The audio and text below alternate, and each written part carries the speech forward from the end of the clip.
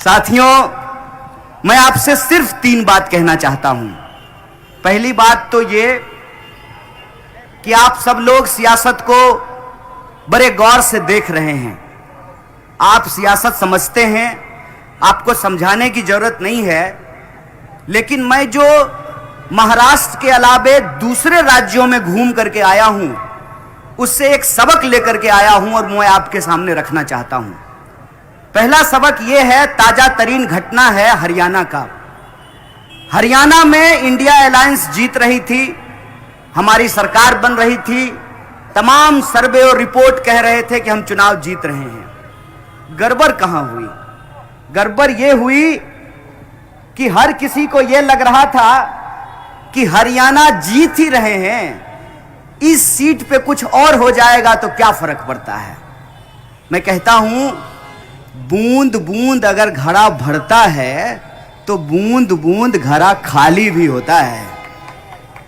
लोकतंत्र की सियासत में, जमहूरियत की सियासत में यह बात हमेशा समझना चाहिए कि हर वोट इंपॉर्टेंट होता है, हर सीट इंपॉर्टेंट होता है। जैसे इमारत को खड़ी करने के लिए हर ईंट जरूरी है, वैसे ही बहुमत के लिए हर वोट जरूरी है, हर आमदार को जीतना जरूरी है। इस बात को बस आप याद रखिएगा।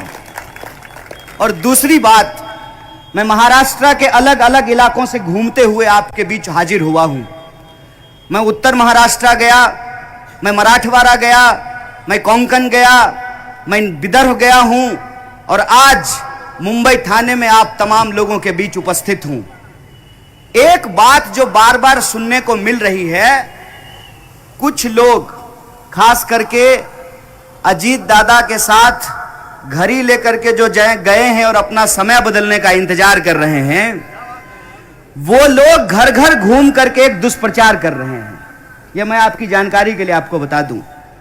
वो ये दुष्प्रचार कर रहे हैं कि हमको वोट दे दीजिए। खास करके जो भाजपा विरोधी वोट है महाराष्ट्र के भीतर, उनके पास जा रहे हैं और कह रहे हैं कि आप हमको वोट दे दीजिए, क्या पता 23 तारीख को हम भी पलट जाएं।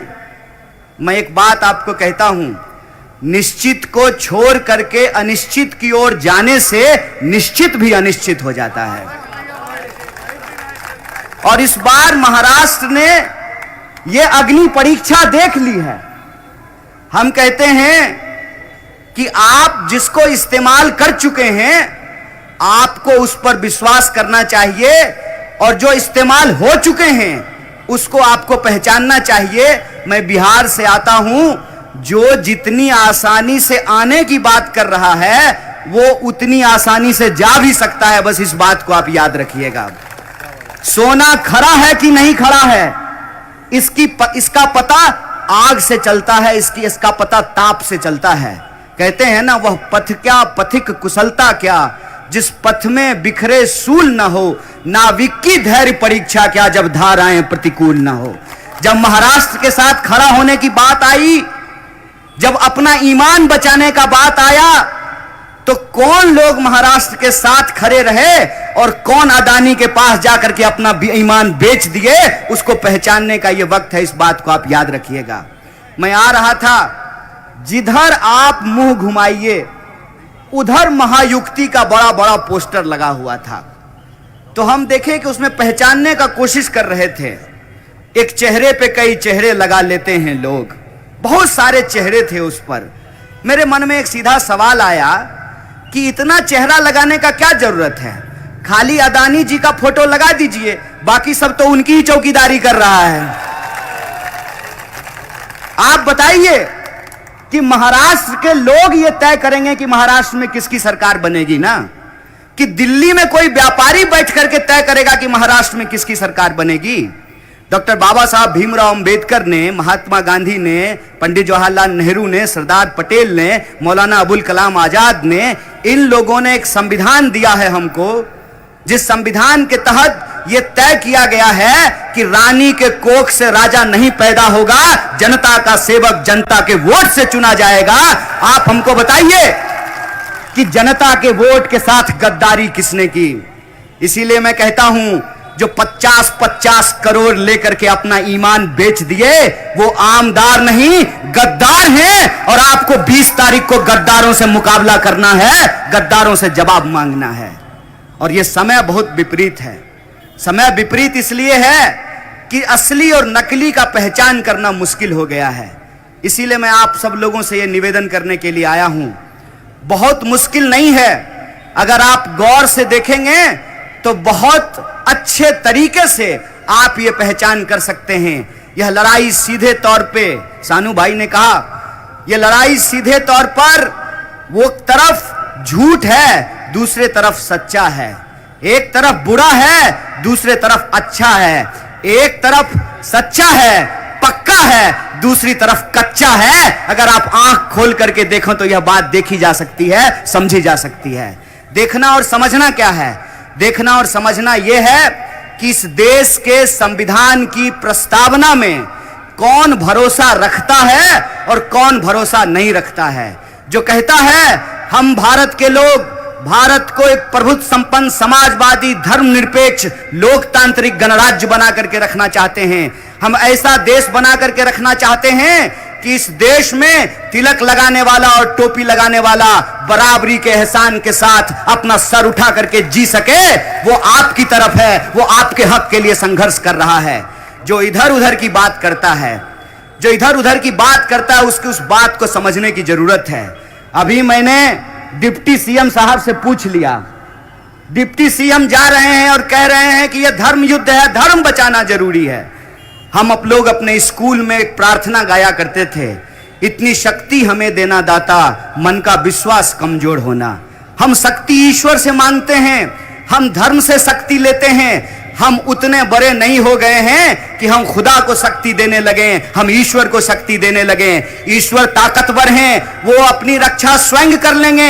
हमको अपनी रक्षा करने की जरूरत है। हमको अपना जल बचाना है, जमीन बचाना है, घर बचाना है, रोजी रोजगार बचाना है और धर्म ही बचाना है। तो हमने यही पूछ लिया कि धर्म बचाना अगर इतना जरूरी है तो बस इतना बता दीजिए साहब कि धर्म बचाने की इस लड़ाई में आपका बेटा बेटी भी हमारे साथ चलेगा ना? ऐसा तो नहीं होगा कि हम धर्म बचाएंगे और आपके बच्चे विदेश पढ़ने के लिए जाएंगे, ऐसा तो नहीं होगा ना? यही सवाल जब मैंने पूछ लिया तो फडणवीस साहब फूफा की तरह वीडियो चैनल पर रो रहे थे, हूं कर रहे थे।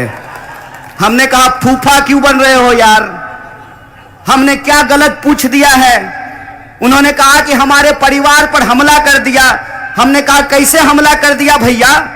हमने तो इतना ही पूछा ना कि हम धर्म बचाएंगे और आपके घर के लोग रील बनाएंगे, हमने इतना ही पूछा। अगर रील बनाना खराब बात है तो मत बनाइए, अगर रील बनाना अच्छी बात है तो इसमें बुरा मानने वाली क्या बात है? और रील तो हर कोई बनाता है, आजकल तो हर कोई रील बना रहा है।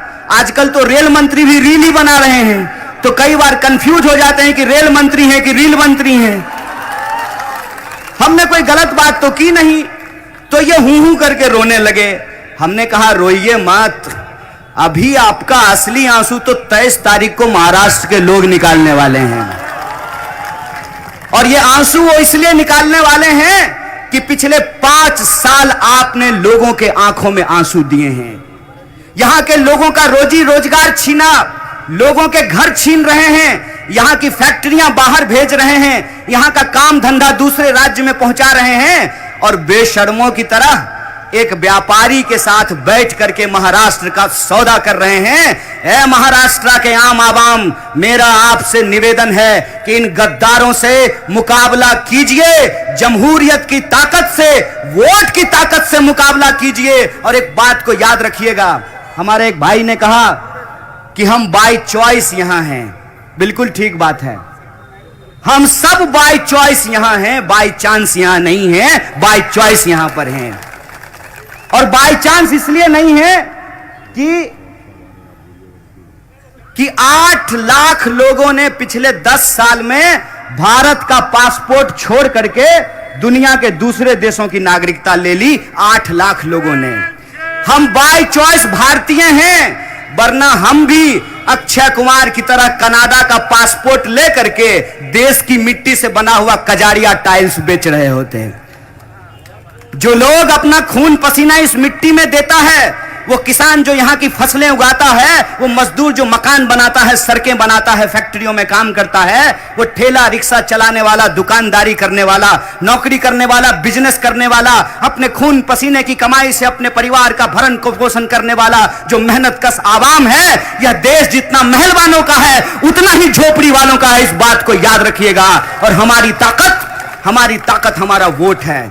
हमारी ताकत जमहूरियत में वो जो बात लिखी गई है उस मूल्य पे हमको चलना है। और वो मूल्य क्या है? वो मूल्य ये है कि अगर इस देश में 16 लाख करोड़ रुपया प्रधानमंत्री जी के दोस्तों का माफ किया जा सकता है, तो हम महाराष्ट्र की आम आवाम का बिजली बिल माफ करेंगे, क्योंकि यह देश उनका भी है। यही संकल्प हम लेकर के आए हैं। आप महाविकास आघाड़ी के गारंटी को उठा करके देखिए। उस गारंटी में हम क्या कह रहे हैं?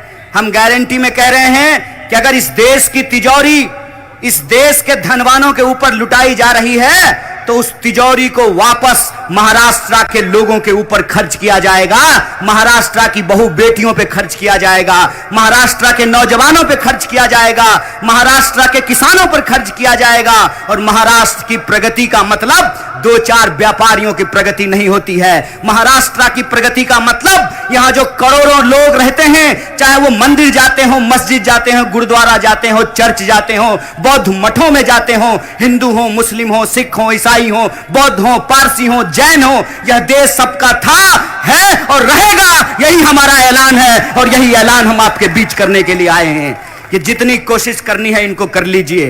एक साहब ने कहा कि डराते हैं, गालिब ने क्या खूब लिखा है, हर एक बात पे कहते हो तुम कि तू क्या है, हर एक बात पे कहते हो तुम कि तू क्या है, तुम ही कहो कि ये अंदाजे गुफ्तगू क्या है। हमने आपको वोट दिया, हमारे वोट से आप चुन करके गए, चुनकर जाने के बाद आपने हमारे ईमान का सौदा कर लिया।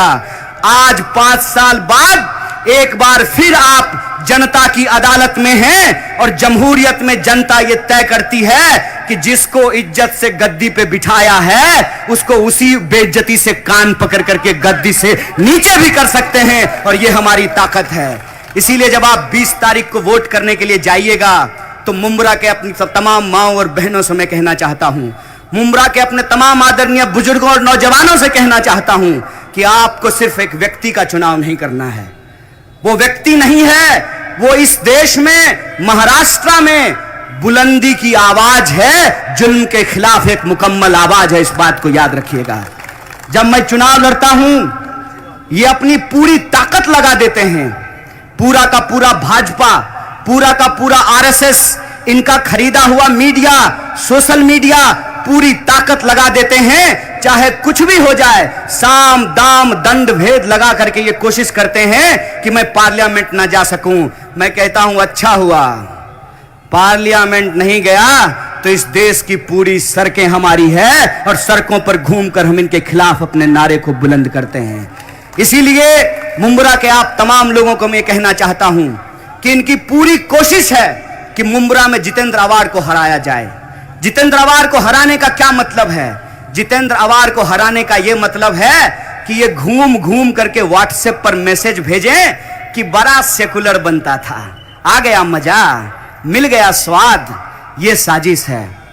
और ये साजिश जो बार बार डिप्टी सीएम अपने भाषण में जाकर के बोल रहे हैं और वोट देने के अधिकार को धर्म से जोड़ रहे हैं, मैं कहता हूं वोट देने का अधिकार धर्म से नहीं जमहूरियत से मिला है। इस बात को आप याद रखिएगा। और हम हिंदू हो सकते हैं, कोई मुसलमान हो सकता है, कोई सिख हो सकता है, कोई ईसाई हो सकता है, कोई बौद्ध हो सकता है, कोई पारसी हो सकता है, कोई जैन हो सकता है, कोई उत्तर भारतीय हो सकता है, कोई दक्षिण भारतीय हो सकता है, कोई पूरब का है, कोई पश्चिम का है, लेकिन हम भारत के लोग हैं। और हम भारत के लोगों को इस देश के संविधान ने एक अधिकार दिया है। वो अधिकार यह है कि हेलीकॉप्टर पर चलने वाले का भी वोट एक है और टूटी साइकिल लेकर घूमने वाले का भी वोट एक है। यह जो वोट की ताकत है, इस वोट की ताकत को ये खत्म कर देना चाहते हैं। ये चाहते हैं कि इस देश में धर्म के नाम पर सियासत हो, और धर्म के नाम पर जब सियासत होती है तो उसका सबसे मजेदार बात देखिए क्या होता है। आप जमीन पर एक काम मत कीजिए, आप जमीन पर जनता के लिए एक काम मत कीजिए, बस चुनाव में ऊपर वाले का नाम लीजिए। जमीन पर आपका कोई काम किया हुआ नहीं है, कोई आपसे पूछने वाला नहीं है। इसीलिए मैं आप सबसे ये कहने के लिए आया हूं, महाराष्ट्र के भीतर एक एक सीट को जीतना जरूरी है। एक एक सीट को जीतना इसलिए जरूरी है कि अगर हम महाराष्ट्र में चूके तो महाराष्ट्र की जो धन संपदा है उसको लूट करके ये अपनी तिजोरियां भरेंगे। और आप देखिए कि पैसा किस तरीके से पानी की तरह बहाया जा रहा है। इसीलिए मेरा आप तमाम लोगों से निवेदन है कि वो अगर अपने बच्चों के भविष्य के बारे में सोच रहे हैं, हमको महाराष्ट्र में एक ऐसी सरकार चुननी है जो हमारे बच्चों के भविष्य के बारे में चुने। इसीलिए मैं आप सबसे यह निवेदन करने के लिए आया हूं कि जब आप